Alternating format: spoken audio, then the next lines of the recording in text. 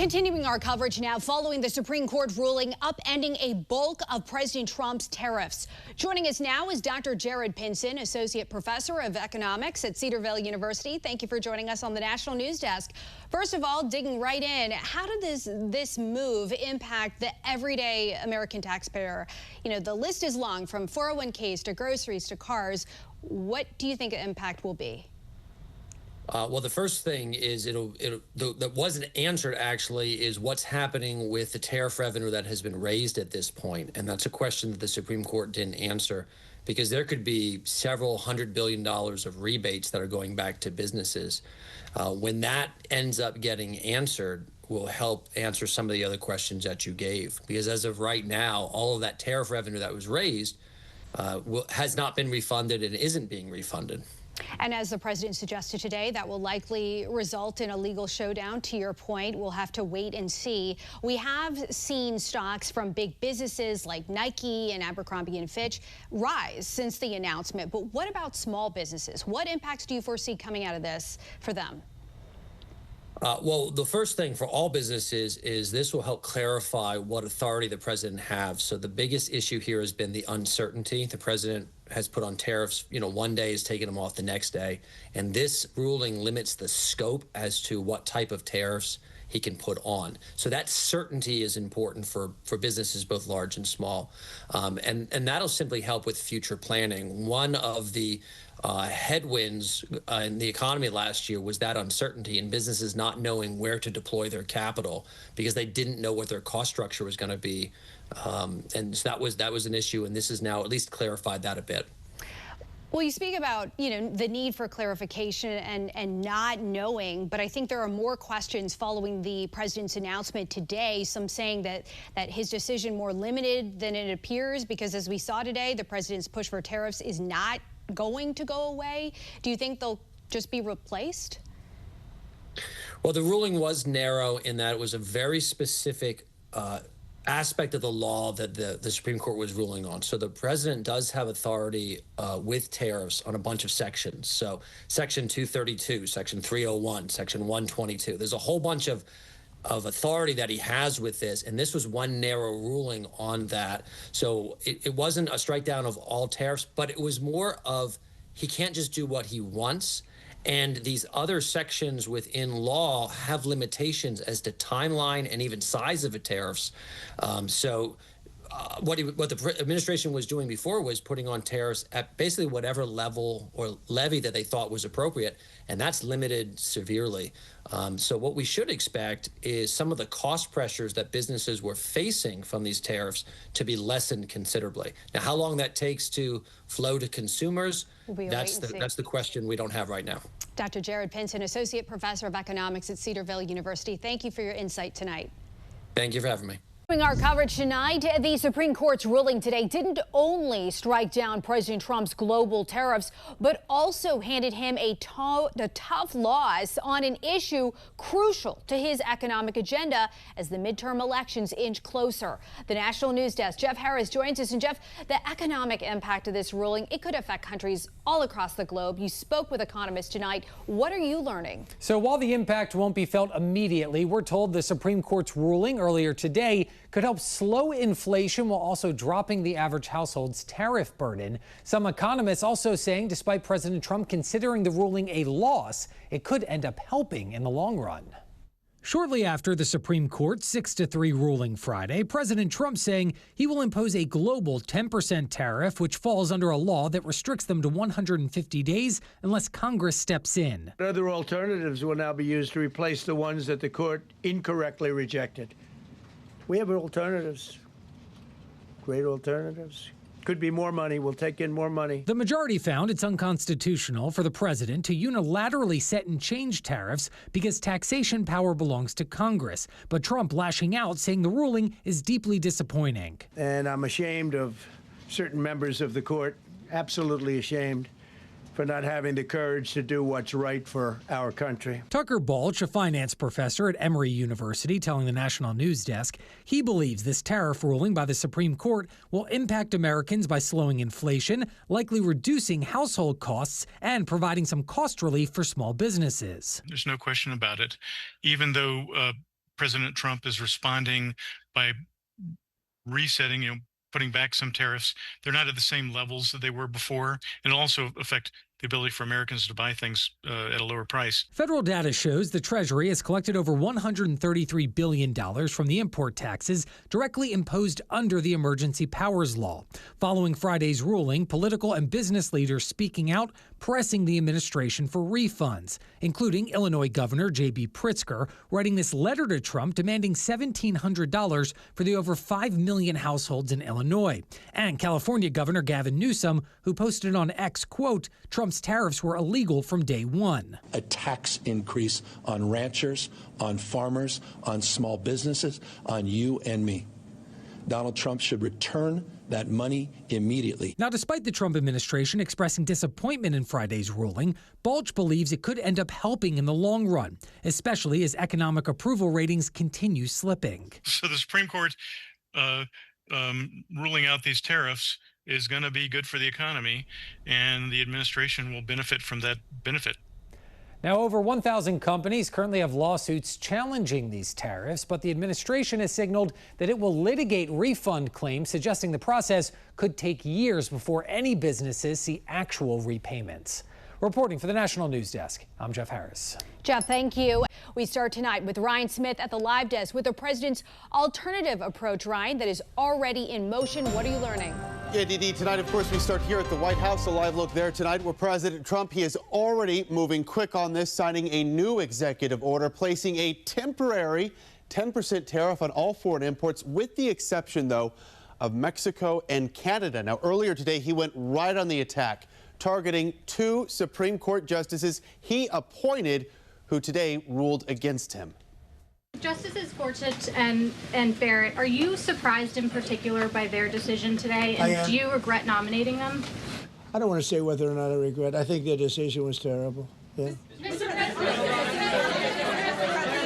I think it's an embarrassment to their families. You want to know the truth, the 2 of them.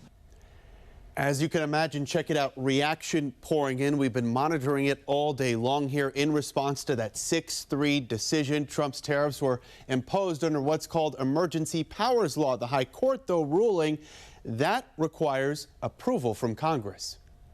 The court agreed with what Democrats have said from day one. A president cannot ignore Congress and unilaterally slap these tariffs on the American people. Small business groups like the Main Street Alliance, which represents about 30,000 small business owners across the country, they are applauding this ruling, stating here in part, quote, the court just reminded everyone that emergency powers are not a blank check. Now the focus should be on refunding the businesses that were effectively taxed under an unlawful framework. Now, some Republican lawmakers on Capitol Hill now vowing to help Trump reestablish his tariff policy. House Speaker Mike Johnson saying in response here, quote, the president's use of tariffs has brought in billions of dollars and created immense leverage for America's trade strategy. Congress and the administration will determine the best path forward in the coming weeks. I'm Christine Frizzau in Washington, where tonight a monumental decision from the U.S. Supreme Court has come down. In what is a major blow to President Donald Trump, justices struck down a policy central to the president's economic agenda: tariffs.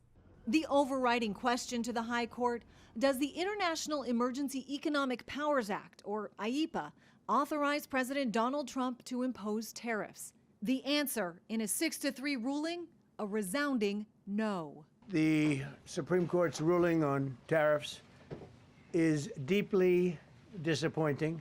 The 3 liberal justices, joined by Neil Gorsuch, Amy Coney Barrett, and Chief Justice John Roberts, who wrote the opinion, connected the issue to the founding of the country itself, writing, quote, Americans fought the revolution in no small part because they believed that only their elected representatives, not the king, not even Parliament, possessed authority to tax them, adding, the framers gave that power to Congress alone. Roberts and others clearly viewed this as a tax that rests with Congress. President Trump vowing to use other laws to try to keep his tariffs in place, as they've already brought in about $200 billion in revenue, also insisting the country still faced a national emergency due to the influx of illegal drugs from countries like Canada, Mexico, and China, and because of unfair trade deficits. We were being ripped off by almost every single country in the world, had some massive surpluses. China had hundreds of billions of dollars in surpluses with the United States. They rebuilt China. They rebuilt the army. Legal experts say the decision is not the end of the road for the Trump administration, but things will be made far more difficult. Essentially, court is saying you have to go back to the drawing board and you have to do it country by country. Individual countries have to be shown to be engaged in unfair trade practices or have to be shown to be a national security threat. There is a major question the Supreme Court did not answer. What happens to all the revenue already collected from tariffs? In his dissenting opinion, Justice Kavanaugh wrote those billions of dollars in refunds would have significant consequences for the U.S. Treasury. The process of returning that money, he said, is, quote, likely to be a mess. In Washington, I'm Christine Frizzau. The Supreme Court's ruling on tariffs is deeply disappointing, and I'm ashamed of certain members of the court, absolutely ashamed, for not having the courage to do what's right for our country. I'd like to thank and congratulate Justices Thomas, Alito, and Kavanaugh for their strength and wisdom and love of our country, which is right now very proud of those justices. When you read the dissenting opinions, there's no way that anyone can argue against them. There's no way. Foreign countries that have been ripping us off for years are ecstatic. They're so happy. And they're dancing in the streets, but they won't be dancing for long, that I can assure you. The Democrats on the court are thrilled, but they will automatically vote no. They're an automatic no, just like in Congress. They're an automatic no. They're against anything that makes America strong, healthy, and great again. They also are a, frankly, disgrace to our nation, those justices. They're an automatic no, no matter how good a case you have. It's a no. But you can't knock their loyalty. It's one thing you can do with some of our people. Others think they're being politically correct, which has happened before far too often with certain members of this court, and it's happened so often with this court. What a shame. Having to do with voting in particular, when in fact they're just being fools and lapdogs for the rhinos and the radical left Democrats, and not that this should have anything at all to do with it. They're very unpatriotic and disloyal to our Constitution. It's my opinion that the court has been swayed by foreign interests and a political movement that is far smaller than people would ever think. It's a small movement. I won by millions of votes. We won in a landslide. With all the cheating that went on, there was a lot of it, but we still won in a landslide. Too big to rig. But these people are obnoxious, ignorant, and loud. They're very loud, and I think certain justices are afraid of that. They don't want to do the right thing. They're afraid of it. This was an important case to me, more as a symbol of economic national security, and also, I would say, just for our country itself, so important, because we're doing so well as a country. We've never done so well. The good news is that there are methods, practices, statutes, and authorities, as recognized by the entire court in this terrible decision, and also as recognized by Congress, which they refer to, that are even stronger than the IEEPA tariffs available to me as President of the United States. And in actuality, I was very modest in my ask of other countries and businesses because I wanted to do, and it's very important, I wanted to be very well behaved because I wanted to do anything, I didn't want to do anything that would affect the decision of the court, because I understand the court. I understand how they are very easily swayed. I want to be a good boy. I have very effectively utilized tariffs over the past year to make America great again. Our stock market has just recently broken 50,000 on the Dow, and simultaneously, and even more amazingly, broken 7,000 on the S&P, two numbers that everybody thought upon our landslide election victory could not be attained. Think of that. Nobody thought it was possible to do it within 4 years, and we did it in 1 year. They said, you'll never be able, you'll go back and you read the geniuses, read their statements, all of the Nobel Prize winners in economics. They said, no, you couldn't do it in 4 years. Well, we didn't do it in 4 years. We did it in 1 year. We broke every record in the book, and we're continuing to do so.